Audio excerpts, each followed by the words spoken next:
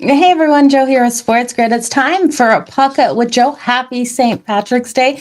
By the way, to everyone, we got actually a busier slate than normally on a Sunday. So we're going to jump right into it. If you caught my Puckett Cup of Joe, you already know that I'm looking at an under between the New York Islanders and the New York Rangers. I'm expecting this to be a lower scoring game. Now, this one kicks off at the top of the hour here. So you still do have time to get that bet in if you haven't placed it. We do see Igor Shesterkin in net tonight or today for the Islanders. Sorokin for the Islanders and Igor for the New York Rangers. Now, the last time these teams played, that was that outdoor game. Remember, Rempe made his NHL debut, dropped his gloves right out of the gate, getting on the ice, and it was a higher scoring game. I'm not expecting that to happen in this one. Both of these teams on the second night of a back to back, we saw higher scoring games between them yesterday. The New York Rangers have the ability to win in a high scoring or a low scoring battle.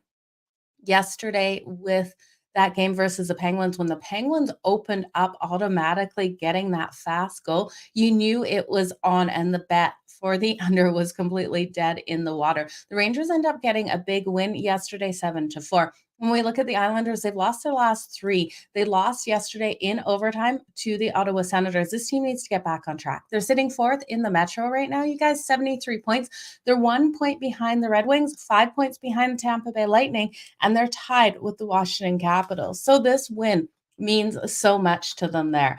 Kev and Doug, good morning. Happy St. Patty's Day to everyone. I hope you guys have a fantastic day. So I'm going to take the under 5.5. I do think there's value on the Islanders in this game. It's tricky though. It's the first game home off a 3-game road trip for the New York Rangers. We know this is the team. Oh, excuse me. That's sitting first in the Metro, 92 points. My voice is going from yesterday. So many shows. 92 points for them here. So they are the stronger team, obviously. And I hate going against the Rangers, especially at home. Their home record 23-8 on the season. But this Islanders team, like I said, they are battling it out for a wild card spot. I think off these three losses, and they've been outscored in those losses 11-3, things need to get back on track. Now, will it today? I don't know. They're 10-0 on the puck line as an underdog following overtime. So there's no value on that puck line. It would be a good parlay piece, but I do think this is a 2-1 style game. The Islanders have been blowing leads as well. So if you like the New York Rangers and the Islanders go up fast and you think the Rangers are going to come back, it's possible against this Islanders team. So just something to note there for those live betting lines. The under 5.5 is minus 106 right now. No goaltending, and let's just see if we're getting some goaltending props. We are right now. Igor Shesterkin coming in at 27.5. This is pivotal for him to be able to have a phenomenal day here. The problem is, well, no, the Islanders still allow those shots to come in. We've seen in some of these games when it's pivotal for their goaltender to stand on their head, the defenses have been stepping up. And while I do think we get more out of the defense here, the New York Rangers should be able to put up enough shots for this one to go over that 27.5. So I would take it over before I took it under. Igor's number is coming in at 26.5 at minus 110, which makes sense. The Islanders will have a harder time getting these shots on him. I would expect the Islanders number for Igor to stay under 26.5, just because you look at how strong this defense is of the Rangers and how they're going to have to lock down after yesterday's mess versus the Penguins, in which they allowed the Penguins to get up. So that is that game. Let's look at the next game here. The New Jersey Devils taking on the Vegas Golden Knights. Now, this is going to come down to goaltending as well. Jake Allen is expected here for the New Jersey Devils. Now, we know he was within that trade from Montreal. I loved what we saw out of him versus the Dallas Stars. Versus Dallas Stars, he only allowed 2 goals on 37 shots on net. So he made a phenomenal game out of his first game with the New Jersey Devils. Then we look at Adin Hill in net for Vegas. How can we trust Adin Hill? Adin Hill in the month of March has been just a mess out there. He's off the loss to the Calgary Flames, which they just destroyed him in the third period. You look at him in the month of March, he's gone 2-3-0 with a 3.63 goals against average, and that save percentage 887. So I can't trust him here versus the New Jersey Devils. And yes, you can say the Devils only were able to put up 1 goal on the Arizona Coyotes yesterday. Okay, but then you look at them in their previous game. They were able to put up 6 goals on the Dallas Stars. Jake Ottinger Yes, he had a bad game. He allowed 4 goals on 10 shots, but I still do think the Devils could come out nice and strong. So the Devils team total over 2.5. They've got so many playmakers out there, you guys, is minus 138. They've won 3 of the last 4 meetings, including in January when they won it 6-5 in OT. So I do think the Devils are a live dog on the road, especially if Jake Allen can stand on his head. Me having faith in Jake Allen to have 2 stellar performances in a row is a lot to ask, and that's why I just looked at the Devils team total. We know Jack Eichel should be impactful for the Vegas Golden Knights on home ice. They haven't been protecting their fortress. They are 1-5 in their past 6 on the puck line as a favorite. They also have been struggling to score at home and been struggling to get these wins at home. So this hasn't been the best for them. Now, the last 3 meetings between these teams have gone to overtime as well. So this could be another game to look at going to OT. Props that I'm liking in this one, Jack Eichel for his 4+ shots on goals coming in at minus 130. I think you could almost take it up to 5+ shots on goal and get some plus money. It's cashed in 8 of his last 10. I do think he's impactful in this one. I'm going to take the shots because, again, I don't know how Jake Allen's going to perform with the Devils in the second game here out for him. Looking at props for the New Jersey Devils, I'm expecting Timo Meier to be able to get a point out there. His point coming in at minus 132, 1+ points. It's cashed in 8 of his last 10. I do think because I think he's impactful in this one, you could take him for 2+ points as well. There's a couple things going against both of these teams. You see the New Jersey Devils 1-5 on the puck line in their past 6 as an underdog, and you see the Vegas Golden Knights are sitting 1-5 on the puck line as a favorite in their last 6. So I do think this is a tight battle between these two. Devils team total over 2.5 is the best bet. Okay, the next game up, we have the San Jose Sharks taking on the Chicago Blackhawks. Current lines on this one here. The San Jose Sharks at plus 138 and minus 166 for the Chicago Blackhawks. Total of 5.5, minus 140 to the over, minus 114 to the under. This is pretty shocking that they're giving us a 5.5 in this one. This game concerns me a little bit, you guys, because we do have an AHL goalie making his debut in the NHL. Devin Cooley here will be making the debut for the San Jose Sharks. Now, he was part of the trade with the Buffalo Sabres. He played for their AHL team. And out there, he went 3-3-2 with a 3.77 goals against average and an 8.91 save percentage. Not the best numbers, but you never know in these debuts how they're going to do. The Sharks allow their goaltenders to be absolutely peppered out there with the 35.4 shots on goals allowed average. I'm going to look at Connor Bedard in this game for the Chicago Blackhawks to come out strong. I'm going to take him just for the 4+ shots on goal at minus 110. I do think this is one that you could ladder up. 5+ shots on goal, 6+ shots on goal, because the San Jose Sharks are going to allow it. So let's just look at what those are coming in at. We just got to look at the alt lines there. So the 5+ shots on goal for Connor Bedard is coming in at plus 205. The 6+ shots on Connor Bedard is coming in at plus 390. So I think there is so much value at looking for him. I would do the 4+ shots for half a unit and then a quarter of the unit on the 5+ and the 6+. We know Connor Bedard has every opportunity to be able to get these shots in this game. And Chicago has every chance of winning. You just don't know how an AHL goalie is going to come out in his debut. He could absolutely stand on his head and the San Jose Sharks could get the win. Peter Mrazek, we can't trust. Or he could allow 5 goals in that first period. Either way, Connor Bedard's going to be coming out there and he's going to be firing that puck on net. So I think that's the safest bet of this game. Second night of a back-to-back for the San Jose Sharks here.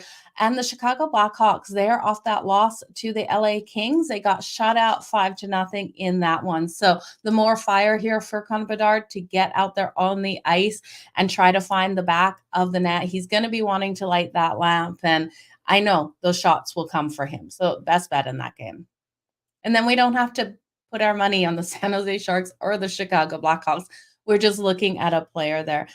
The next game, the Winnipeg Jets and the Columbus Blue Jackets. This is going to be interesting. Columbus has played strong versus Winnipeg. They've won both of the last season meetings. They also have won the last two meetings in Columbus, but Winnipeg did win in January at home 5-0 in yeah, at home in January. So looking at this matchup here, they're such a big favorite, the Winnipeg Jets, and I do think they're the better team. So don't get me wrong. They're coming in at minus 250 plus 202 here for the Columbus Blue Jackets, total 5.5, minus 138 to the over, plus 112 to that under. Looking at this, Elvis has recorded a shutout versus the Winnipeg Jets in his career. He's only played them 4 times. So that shutout, he faced 36 shots on goal. That was back in 2021. It was in Columbus that he was able to do this. Now, Elvis has a 3.25 goals against average and a 903 save percentage. Connor Hellebuck is expected here for the Winnipeg Jets. He's the stronger goalie. We know this. I just think with how Columbus has played at home versus the Winnipeg Jets, they are live at home. I like them on the puck line because we're getting the value on the puck line still. Plus 1.5 on the puck lines coming in at minus 120. They are 5-0 on the puck line in their last 5 games at home. They've been playing strong here. Overall on the season, that puck line at home is 19-15. When we look at the Winnipeg Jets, the improvement of this team, adding Tyler Toffoli, who was finally able to register that goal in the last game, is huge. And I do think the Winnipeg Jets have every opportunity to make a huge run for the cup. They're off the win versus the Ducks 5-0 on Friday night. They've been alternating the wins and losses over their last 6. They win one, they lose one. So going 3-3 in their last 6. This is, if that pattern continues, a game that they have every possibility of losing. So I played around with a lot of things. I came up with, I do think the Columbus Blue Jackets have every opportunity covering that puck line. I think that's the most solid bet at plus 1.5 at minus 120. Hopefully we don't get that empty netter, and hopefully Elvis performs like I do think he can perform versus the Winnipeg Jets here. You could also look at a couple other things. I don't hate the Columbus Blue Jackets team total over 2.5. That's coming in at plus 112. They've been able to get these goals, 4 or more goals in 2 of their previous 4 games. So we've seen some explosive performances out of them. I like what we've seen out of Jenner. I like what we've seen out of Goudreau. But then if you look at the Winnipeg Jets, they've been held under 3 goals in their last couple of meetings in Columbus. So looking at their team total, under 3.5, they could still get the win, 3-1 here, cover that puck line, and it's at minus 106. So just depending which team you have more faith in putting your money. I do think it's Columbus just because they're at home in this one. If Columbus wasn't at home and we were in Winnipeg, I would be looking at the Jets team total still to the under 3.5, because I do think with what we've seen out of them at late, yes, they put up 5 in their last game versus them, but I don't know if they get 4 goals in this one. So I think the under 3.5 is in play as well, but I like that puck line. Next game, the Carolina Hurricanes versus the Ottawa Senators. This one, 6 p.m. Eastern tonight, you guys. The 6.5 is juiced to the under at minus 130, plus 106 to the over. Minus 210 here for the Carolina Hurricanes, and rightly so, and plus 172 for the Ottawa Senators. Now you have minus 1.5 on the Carolina Hurricanes on that puck line at plus 116, and plus 1.5 for the Ottawa Senators at minus 140. I'm not going to touch the side in this game. Both of these teams are on their second night of a back-to-back. Both had comeback wins. We saw the Carolina Hurricanes be able to get the shootout win versus the Toronto Maple Leafs 5-4 yesterday. It was a hard-fought battle to come back in that one versus Toronto. And then the Ottawa Senators had a comeback win versus the New York Islanders. They were able to win that one in OT 4-3. I don't like the situation with both of these teams having to come back. But one thing I do think here is, while we saw both of these teams trend highly to that over and push that game over their totals yesterday, I'm expecting this one to stay under that 6.5. And I know you're going to have to lay the juice at minus 130, but I feel confident in this. You look at Frederick Anderson coming out here for the Carolina Hurricanes. And yes, this will be his first game on the road since coming back from injury, but he's gone 3-0 since coming back from injury. And we have Forsberg in net for the Ottawa Senators. Now, Forsberg's numbers aren't great. 3.21 goals against average, 891 save percentage. He has played phenomenally strong versus the Carolina Hurricanes. When you look at the goals allowed, maybe it doesn't look as great as when you hear how many shots he actually faced. So the last time versus the Carolina Hurricanes, he allowed 3 goals, but it was on 45 shots on net. The prior game, he allowed 2 goals on 49 shots on net.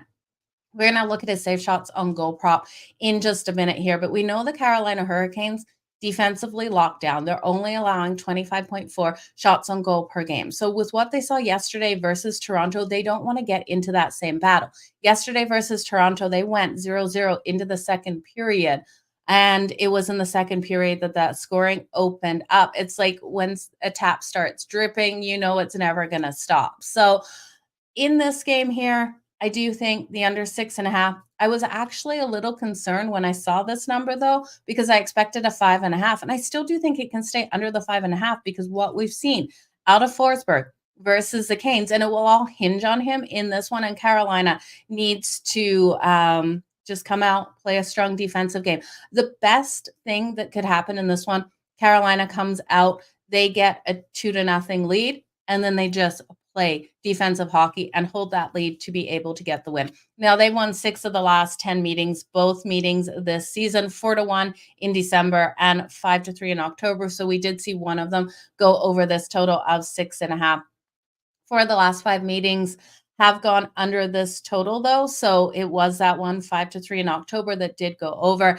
And the Ottawa Senators, I'm a little concerned about their tired legs in this one, especially offensively to find the back of the net here on Anderson, because their last 3 games have gone to OT. Tuesday, overtime versus the Penguins. Thursday, a shootout win versus the Columbus Blue Jackets. Saturday, the overtime win versus the Islanders. So it's been a lot for them. They've lost their last 4 games on the second night of a back-to-back, and they've lost the last 4 first periods off of overtime. So if you want to take the Carolina Hurricanes on the puck line in the first period, I don't hate that either. Let's just look at the goalie prop here for Anton Forsberg, and it's still not out. And that's the shame here. Anton Forsberg, if you are seeing, Joe, shout out to you. If you're seeing Anton Forsberg for over 29.5 save shots on goal, absolutely hit it.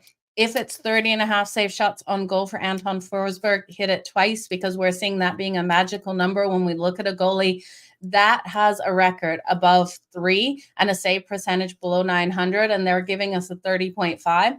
You guys, they've been cashing left, right, and center to the over 30.5, because it's like the books know that goaltender's in for a big night. We got it with Jake Allen in his performance versus the Stars.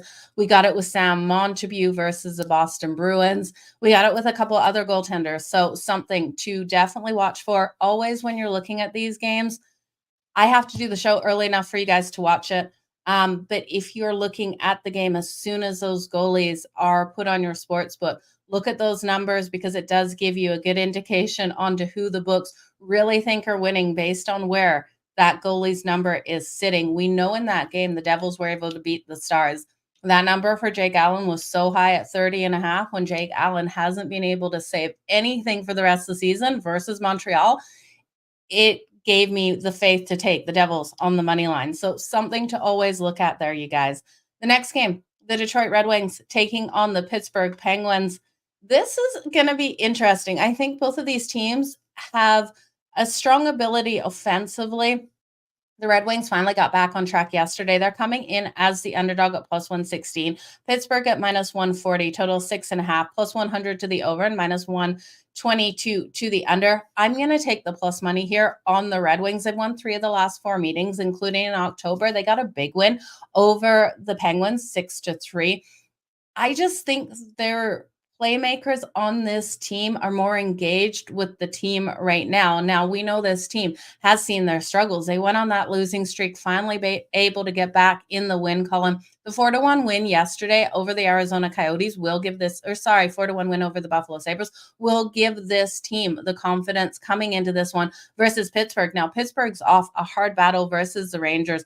They lost that one 7-4 after getting up fast.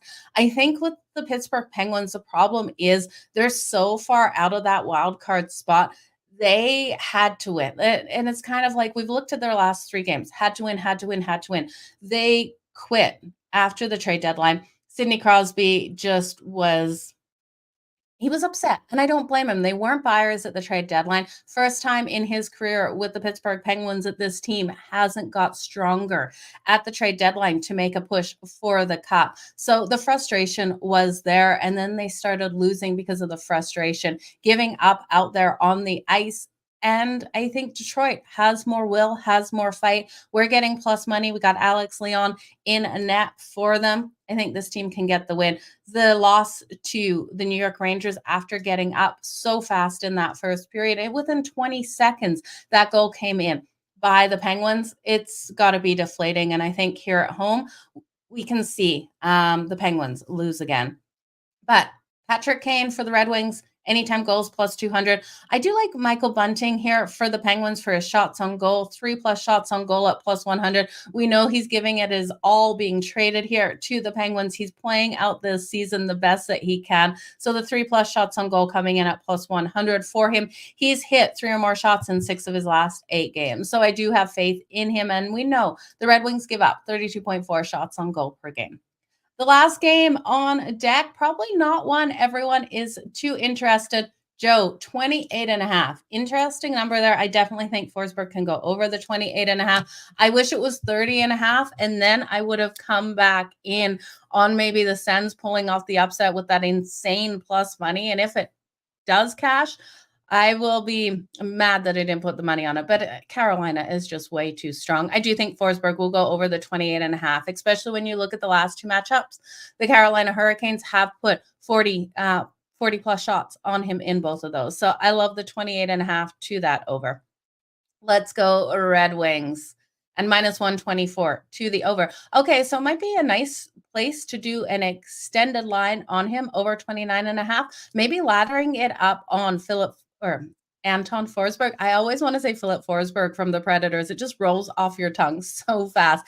Anton Forsberg for his safe shots on goal. So 28.5 at minus 124. If you can take it 29.5, 30.5, I would take it up to 35.5. I think he could have a big day here. So I'm going to play around with that after you guys. I'll let you know what I end up doing with that. But I do think the 28.5 is a safe way to go. Again, 40 plus shots on him in the last 2 games he's faced the Canes. The one was 49 shots, like 50, almost 50 shots on a goaltender. Poor Forsberg out there. Okay, last game. 7 p.m. Eastern, the Anaheim Ducks, the St. Louis Blues. Hard to find value in this game, but I have found some value for you guys. We have a total of 5.5, minus 138 to the over, plus 112 to the under, minus 220 for the St. Louis Blues, plus 180 for the Ducks. That puck line, the Ducks plus 1.5, minus 137. I don't trust the Ducks. I don't think they're quacking today. If they're able to get this win, it'll be a 2-1 win.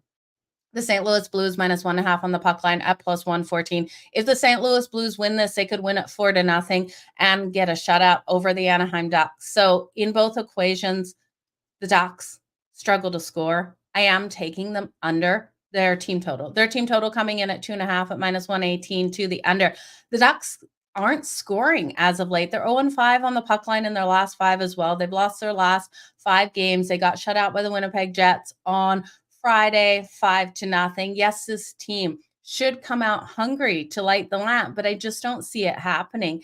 They were shut out actually in their last 2 games. So they got shut out on Friday. They are also shut out by the Minnesota Wild on Thursday, 2-0. And 5 games prior, they were held to 2 or less goals. So this team is not doing good at all. Last 7 games, they've stayed under 2 goals, 2.5, minus 118 to the under.